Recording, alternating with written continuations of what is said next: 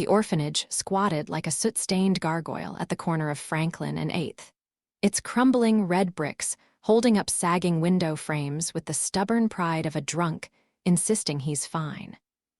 Neon from the club across the street. Pandemonium *, where Zara cracked skulls for fun, painted the orphanage's pockmarked facade in garish pinks and blues every night. The diner wedged between them, John's greasy spoon *, smelled like burnt coffee and regret. Inside, Amara, the lichen waitress, moved like a ghost between chipped formica tables, her ears twitching at the clatter of John's spatula against the grill. No one came here for the food. They came because it was the only place open at 3 a.m. when the city felt like a teeth-gritting ache. And Robert. He worked upstairs in the orphanage's drafty attic, where the heating wheezed like a dying man and the kids traded smuggled candy like wartime currency. The heels of my boots click against the cracked sidewalk as I approach the orphanage, the neon from Pandemonium flickering across my green hair like some kind of deranged disco ball. My fingers tighten around the strap of my messenger bag, the one with the embroidered stars that always makes the kids grin when they see it. A gust of wind carries the smell of John's burnt pancakes and something unidentifiable, probably best left that way. Why did I take this job again? I mutter, exhaling sharply enough to make a loose strand of hair flutter. Then I remember last month's rent, the looming student debt. That one time I tried to live off instant noodles for a week and nearly turned into a sodium-based life form. Right. The orphanage's front door groans when I push it open, and somewhere upstairs, a chorus of giggles cuts off abruptly. Probably the midnight candy exchange. I shake my head, already pulling my coat tighter against the attic's draft as I climb the stairs. The attic office was a disaster zone. Receipts fluttered like autumn leaves across the floor. 3 empty coffee cups formed a defensive perimeter around the calculator, and the ledger under Robert's calloused fingers had more red ink than a butcher's apron. His knuckles cracked as he flipped another page, eyes scanning numbers that refused to add up unless 6 months of expenses suddenly meant financial apocalypse. A knock rattled the door, once, twice, before he lunged at it like a bear woken mid-hibernation. The knob practically flew off its screws as he wrenched it open. What? His growl could have peeled paint. The fluorescent bulb overhead buzzed, casting his shadow, broad shoulders, clenched jaw, across the startled face of whoever dared interrupt this accounting massacre. The force of Robert's shout makes me take an involuntary step back, my heel catching on a loose floorboard with a loud creak. My pulse kicks up hard enough that I can feel it in my temples, fingers tightening around the strap of my messenger bag like it's a lifeline. The neon from Pandemonium outside bleeds through the attic's grimy window, painting one side of his face garish pink as I swallow audibly. I'm Chloe, I manage, voice steady despite the way my knees feel suspiciously like jelly. Your new assistant. My free hand twitches toward the folder in my bag, the one with the meticulously organized notes, color-coded tabs, and the emergency chocolate stash I'd packed just in case this went sideways. The silence stretches a second too long, so I add, "Sir." Like that might soften the fact that I'm currently standing in the blast radius of his temper.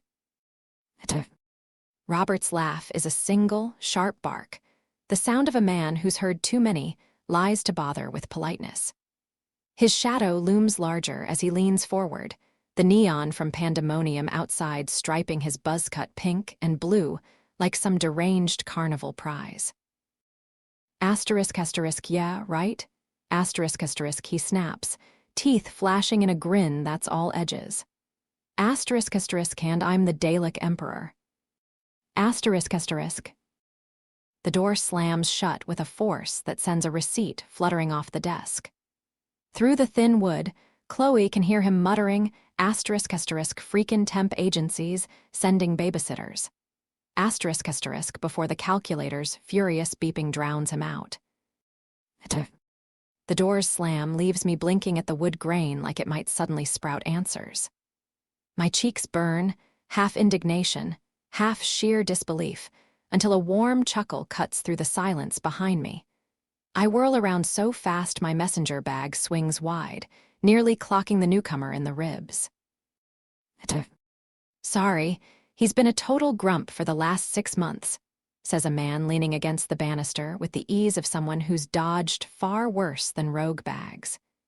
His blue eyes crinkle at the corners, sunlight from the hallway window catching the silver streaks in his close-cropped beard. The British accent wraps around his words like well-worn leather. Devon Miles, and yes, that really is my name. Mom had a crush on Edward Mulhare from Knight Rider, *. He straightens, offering a handshake that's firm without being crushing. His thumb brushes over the embroidered stars on my bag strap as he adds, "You must be Chloe. I'm the entire legal and HR department, so I processed your paperwork. And your impressively detailed emergency snack log." The corner of his mouth quirks. The warmth of Devon's handshake lingers on my skin as I tilt my head, flashing him a grin that's equal parts mischief and desperation. "Nice to meet you, Devon. Think you can use that British charm to convince Mr. Grump to let me into the office?" I jerk my thumb toward the door, where Robert's muffled cursing punctuates the calculator's angry beeping. I'd try knocking again, but I'd rather not lose a finger. Devon chuckles, already pivoting toward the door with the grace of a man who's dodged worse than Robert's temper. "I'll see what I can do," he says, pausing to shoot me a wink. "Oh, and if you ever need help, I'm in the closet next door. Literally. They converted a supply closet into my office." I snort, nodding as he disappears into the lion's den. The moment the door clicks shut behind him, I slump against the banister, exhaling sharply. My fingers dig into the embroidered stars on my bag's strap, grounding myself. The attic's draft carries the scent of burnt coffee and something faintly cinnamon.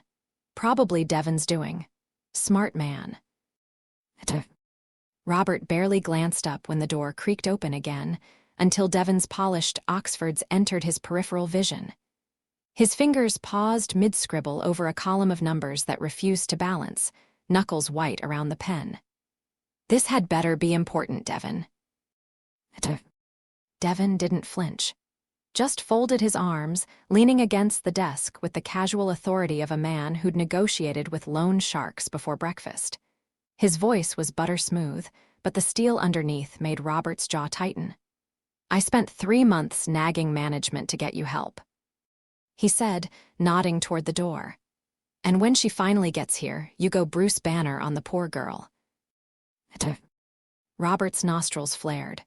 Devon's stiff upper lip routine always grated, mostly because it worked, a beat of silence. Then Robert exhaled through his teeth, chair groaning as he leaned back. "Fine. One day." He jabbed the pen toward Devon's chest like a warning. "But if she annoys me, I'm throwing her out at warp speed." Devon's smirk was infuriatingly knowing as he pushed off the desk. "Noted." The door clicks open again, and Devon's grin is the first thing I see, like he's already won some silent bet with Robert. He steps aside, gesturing me forward with a flourish. "You have a day. Make it count." The warmth in his voice is undercut by Robert's huff of annoyance from inside, but Devon just winks. "And good luck." I inhale sharply, half courage, half the scent of stale coffee and paper dust, before stepping into the war zone. The office is exactly as catastrophic as rumored. Receipts plastered to the floor like confetti after a financial panic attack. Coffee rings marking territorial disputes on every flat surface. And, oh God, is that a half-eaten sandwich fossilizing under a stack of invoices? Robert doesn't glance up from his ledger, just jerks his chin toward the Everest of paperwork in the corner. "Find your desk," he growls. "Start by digging it out." Grinning, I roll up my sleeves, literally, and march toward the pile. This I can work with. By Friday, Chloe's desk was barren, not from neglect, but from nuclear efficiency. Receipts had been filed, coffee rings scrubbed into submission, and the fossilized sandwich banished to the trash with extreme prejudice. The kids downstairs now traded Asterisk, her Asterisk smuggled candy, snuck in through strategic coat pockets, and even the orphanage's wheezing heater seemed to sigh in relief. But the real victory, Robert hadn't growled at her in 48 hours.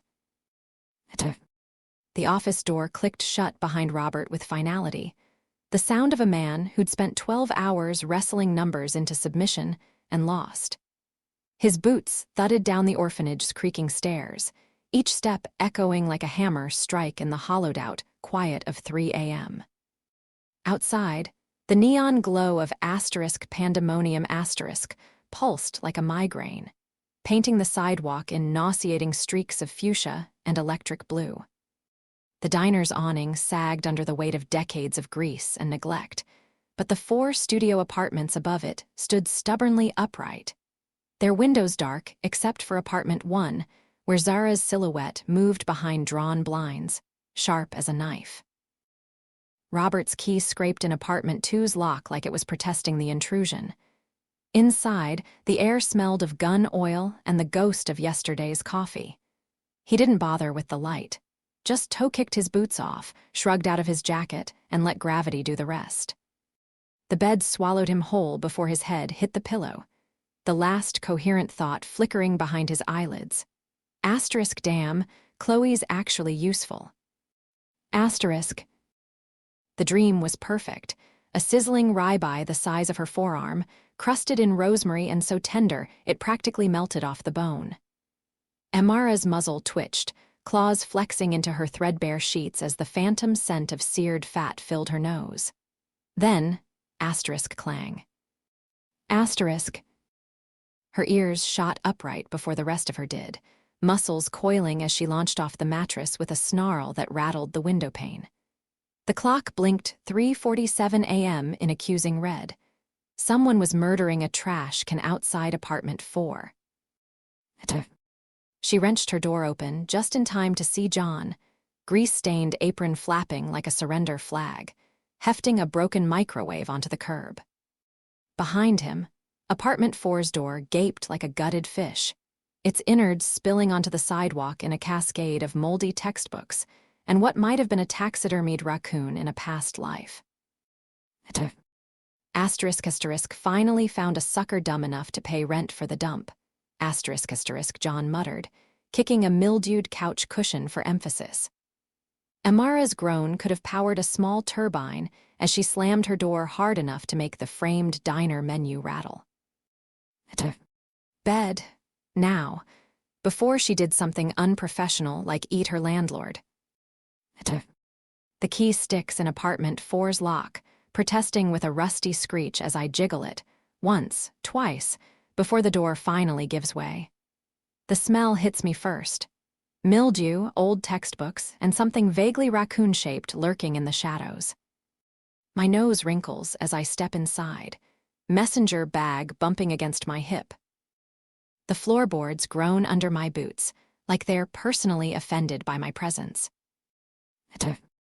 Home, sweet home, I mutter, flicking the light switch. The overhead bulb flickers to life, revealing a disaster zone of peeling wallpaper and a couch that might have been green in another lifetime. The kitchenette's counter is sticky with something I don't want to identify, and the fridge hums like it's considering a strike.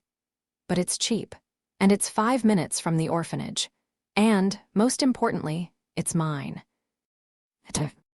I drop my bag onto the least suspicious-looking chair and start rolling up my sleeves. First order of business, bleach. Lots of bleach. Dawn painted the sidewalk in dirty gold as Zara rolled her shoulders, the muscles in her back flexing like coiled steel cables beneath her tank top. Her boots, scuffed combat ones, the left toe reinforced with duct tape, paused mid-stride when she spotted the open door of apartment 4. The scent of bleach and determination wafted out, so strong it nearly overpowered the usual diner stench of old fryer oil. John actually found a masochist, she muttered, her voice gravel-deep with sleep. The new tenant, some green-haired woman scrubbing the kitchen floor like it owed her money, didn't glance up. Zara's upper lip twitched. Earthlings and their fragile noses. Back on Regulus Tango 2, her people would have just burned the place down and built anew. But humans had to renovate. She adjusted the strap of her gym bag, the weight of her morning deadlift still warm in her limbs. The woman inside sneezed violently, and Zara's smirk curled sharp as a switchblade. Good luck with the raccoon ghost, kid. The door to apartment 1 swallowed her laughter whole. The diner's bell jingled as Amara pushed through the door, her ears flattening against the sudden burst of chatter from the pre-dawn crowd. John's spatula screeched against the grill like a dying animal, drowning out the news report blaring from the ancient TV mounted in the corner. She sniffed once and immediately regretted it. The scent of burnt hash browns and human sweat tangled with something sharper underneath. Ammonia, rust, the metallic tang of old blood. Her people called it *SVOC*, the stink of earth. The humans didn't notice, of course. Their noses might as well be decorative. Sliding onto her usual stool, she flicked a claw at the laminated menu, unchanged since 1987, and tried not to think about Gamma Epsilon 1's twin moons carving silver paths through the grasslands. The humans here called her kind lichens because SS Sikthera made their tongues trip like drunks on cobblestones.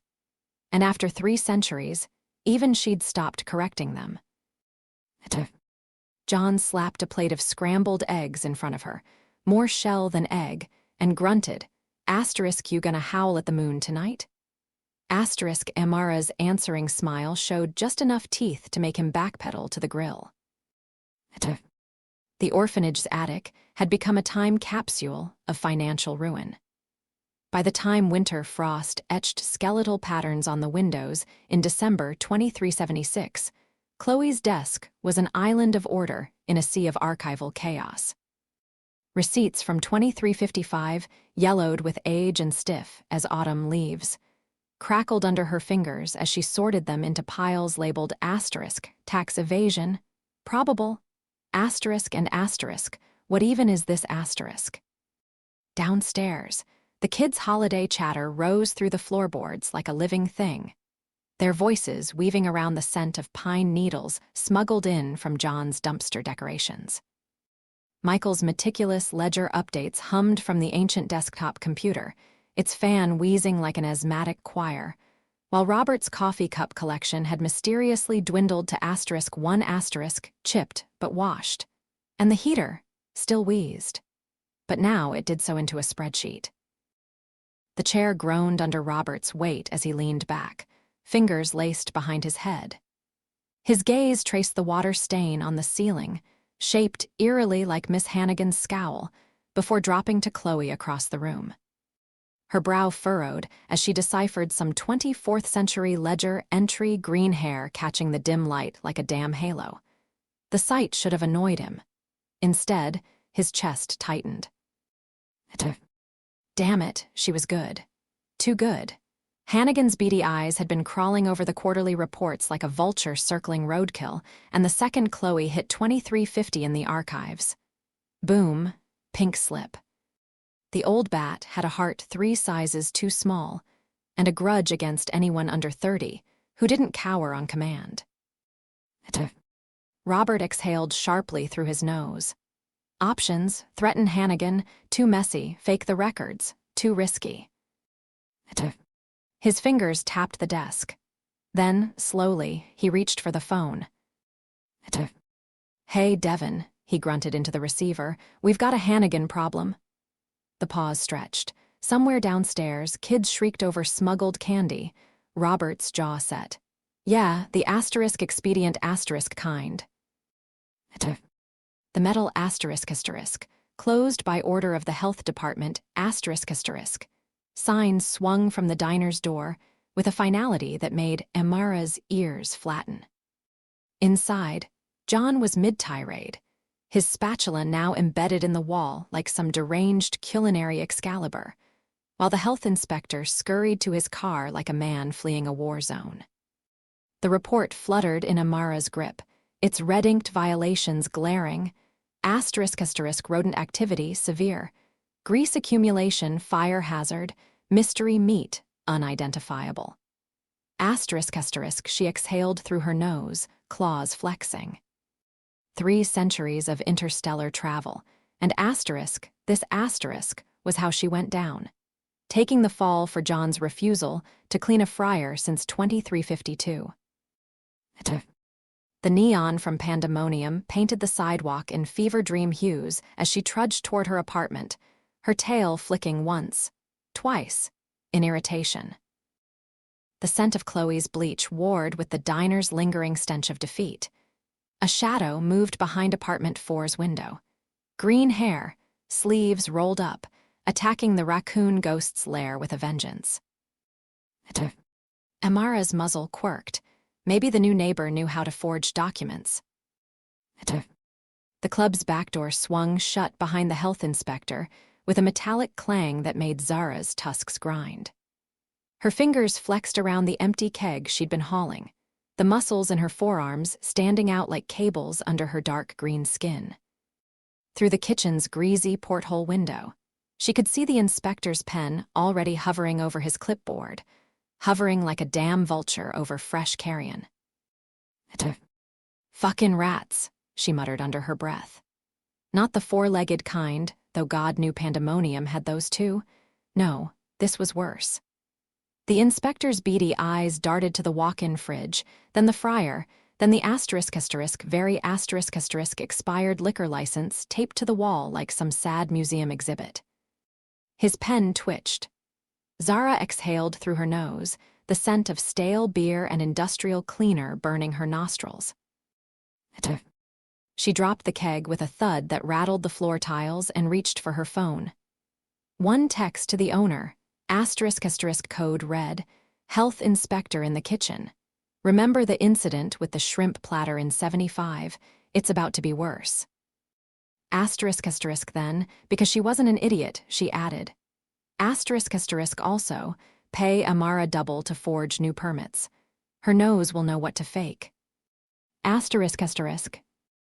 January 2377 arrived like a bad punchline, the universe cackling as it lit the dumpster fire with a blowtorch. First, Hannigan's wrinkled finger jabbed toward Chloe's meticulously organized desk, her voice a dry rattle of triumph. We don't tolerate snoops.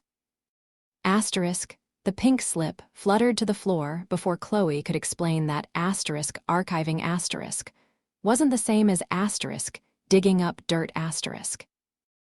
Then the health inspector, some fresh-faced zealot with a nose for bleach-induced forgeries, took one whiff of Pandemonium's updated permits and laughed hard enough to dislodge a tusk. Zara's knuckles still ached from the punch she hadn't thrown. The club's closure notice went up faster than the owner's liquor stash vanished. And the fire? Predictable. The owner's drunken stagger sent a bottle of Regulan whiskey skittering across the bar, straight into the faulty wiring behind the neon sign. Flames licked up the walls with the enthusiasm of a starving lichen at a buffet. As for Robert, his new office was a basement corner where the walls wept mildew and the floorboards hid things even the orphans wouldn't touch. The only upside, Hannigan refused to set foot downstairs. Small mercies. The cardboard box crumpled under my grip as I paused mid-fold, something prickling at the back of my neck. The silence from the hallway wasn't right. No creaking floorboards, no lichen claws clicking against linoleum, no orcish grumbling about fragile human garbage bags. Just stillness. A slow dread coiled in my stomach as I abandoned the half-packed box of mismatched mugs and padded to the door. The scene outside froze me mid-step. Amara's tail was a stiff line of outrage, her muzzle curled around a crumpled eviction notice, John's chicken scratch handwriting screaming pay or GTFO across the top. Zara loomed beside her, tusks glinting under the flickering hallway light as she crushed a moving box in one fist like it was personal. Our eyes met. A beat.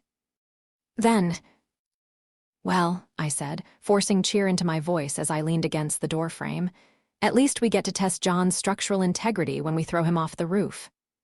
Amara's ears twitched. Zara snorted. And just like that, the tension cracked like an egg. Small victories. The phone calls came in like artillery fire, each one meticulously polite and twice as deadly. Amara's mother's voice had dripped honey-coated venom through the receiver.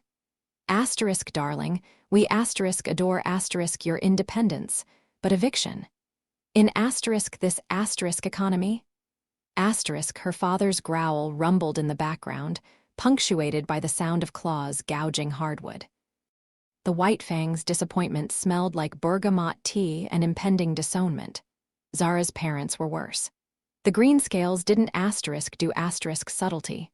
Her mother's first sentence, asterisk we didn't raise a asterisk failure asterisk asterisk, had been delivered with the precision of a throwing axe.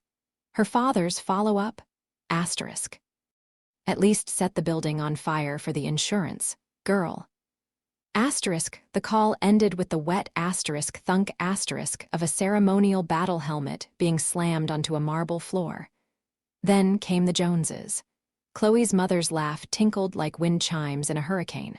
Asterisk oh, sweetheart, we asterisk trust asterisk you'll figure it out. Asterisk translation. Asterisk move back home and endure a lifetime of passive-aggressive gardening tips. Asterisk her father's sigh, the one usually reserved for burnt casseroles, said everything. By noon, Amara had gnawed a trench in the drywall. Zara was bench-pressing the couch. And Chloe. She was elbow-deep in expired condiments, brewing something that smelled suspiciously like arson in a mason jar. The basement's perpetual dampness clung to Robert's shoulders like a second skin as he stomped up the stairs, each step punctuated by the muffled chaos of the orphanage above. Hannigan's voice slithered through the floorboards, something about budget cuts and unnecessary personnel.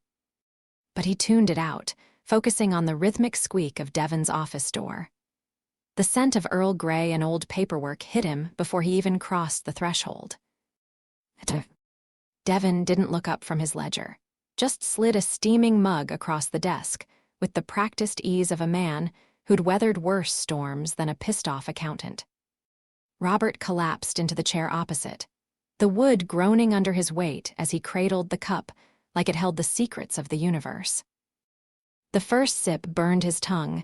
Perfect. Asterisk asterisk I'd say told you so. Asterisk asterisk Devon mused, flipping a page, asterisk asterisk, but I'm too busy enjoying the view of you admitting I was right. Asterisk asterisk. Robert's fingers dug into the armrests, the cheap wood creaking under his grip. He didn't blink, didn't breathe, just held Devon's gaze like a man clinging to the edge of a cliff.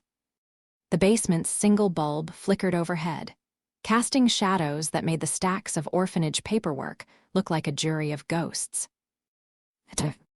Asterisk asterisk come on, Devon. Asterisk asterisk, the words scraped out of his throat, raw as the coffee burns on his tongue. Asterisk asterisk, there has to be asterisk something asterisk you can do. Asterisk asterisk. Devon sighed, setting down his pen with the exaggerated patience of a man who'd seen this dance before. He leaned back, the leather of his chair sighing with him. Asterisk asterisk I'm a lawyer, Robert, not a miracle worker. Asterisk asterisk. The silence stretched. Robert's stare could have melted steel. Finally, Devon's mouth twitched. The bastard was enjoying this as he yanked open his bottom desk drawer. The sound of rustling papers filled the room like a confession. Asterisk asterisk, fine, I have a friend, Father O'Reilly. Runs a church out in Nothing, Arizona. Asterisk asterisk, he produced a dog-eared business card, the ink faded from years of sitting in a drawer next to expired condoms and loose bullets. Asterisk asterisk said they're looking for extra hands last we spoke. Could ask what's open. Asterisk asterisk. Robert exhaled through his nose, the tension in his shoulders unraveling one vertebra at a time. Asterisk asterisk thank you. Asterisk asterisk. Devon's smirk was all teeth. Asterisk asterisk no promises. Asterisk asterisk. The note crinkled under Amara's claws as she lifted it from the floor, just in time to catch the tail end of Devon's loafers disappearing down the stairwell.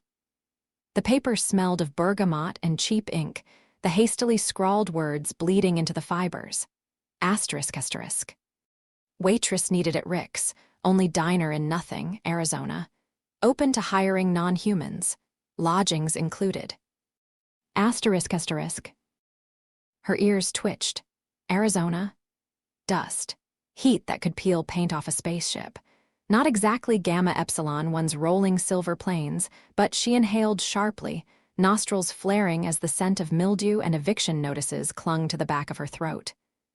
The raccoon ghost's apartment loomed behind her, its door ajar like a dare. Chloe's muffled swearing drifted through the crack, punctuated by the wet asterisk thunk asterisk of something adhesive hitting the wall. Zara's shadow stretched across the hallway, her silhouette sharp enough to cut glass, as she hefted a duffel bag full of what sounded like blunt instruments. Amara's claws tapped against the paper. One beat, two, then, decision made, she crumpled the note in her fist and grinned. Asterisk asterisk pack your bleach, Jones. We're going to hell's waiting room. Asterisk asterisk. The newspaper clipping stuck to my fingers with static cling, peeling away from the stack of help-wanted ads like it was waiting for me. The words asterisk asterisk radio, operator nothing, Arizona asterisk asterisk blurred for a second before my vision cleared. Beneath the bold print, the details unfolded like a roadmap. Asterisk asterisk emergency dispatch for medical/fire/police. Must tolerate desert heat, coyote howls, and Sheriff Briggs' coffee breath. Housing adjacent to clinic. Asterisk asterisk my thumb traced the edge, thin paper, cheap ink, the kind of ad that smelled like second chances.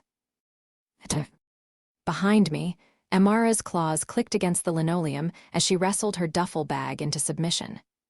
The scent of lichen determination, musky earth and sharp ozone, cut through the apartment's lingering bleach fumes. My shoulders relaxed without permission. Arizona sounded like a bad country song. But Arizona with Amara, that sounded like something, maybe something good. The newspaper crinkled as I folded it into my back pocket, right next to the eviction notice. Decision made. The crumpled wanted ad crackled in Zara's grip as she leaned against the peeling wallpaper of the hallway. Her thumb traced the jagged edge where someone had torn it from the bulletin board, probably the same someone who'd scribbled "Dragons Not Real," "Coward" across the bottom in angry red ink. The irony wasn't lost on her. Earthlings were adorable when they were wrong.